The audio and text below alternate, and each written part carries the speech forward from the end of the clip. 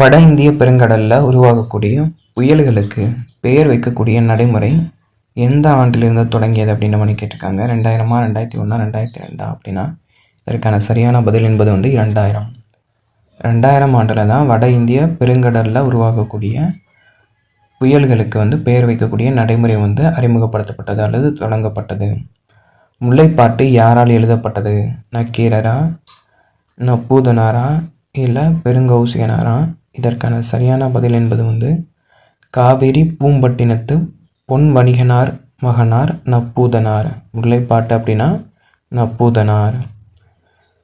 ஏதேனும் ஒரு செயல் நன்றாக முடியுமோ முடியாதோ என ஐயம் கொண்ட பெண்கள் என பயப்படக்கூடிய பெண்கள் மக்கள் நடமாட்டம் குறைவாக இருக்கக்கூடிய ஊர் பக்கத்தில் போய் தெய்வத்தை தொழுது நின்று, தெய்வத்தை கைகூப்பி வணங்கி நின்று அயலார் பேசும் சொல்லை கூர்ந்து கவனிப்பர். அதாவது அந்நியவங்க, தனக்கு சொந்தமில்லாதவங்க, அங்கே போகக்கூடிய வழிப்போக்கர்கள் பேசக்கூடிய அந்த சொல்லை கூர்ந்து கேட்பாங்களா?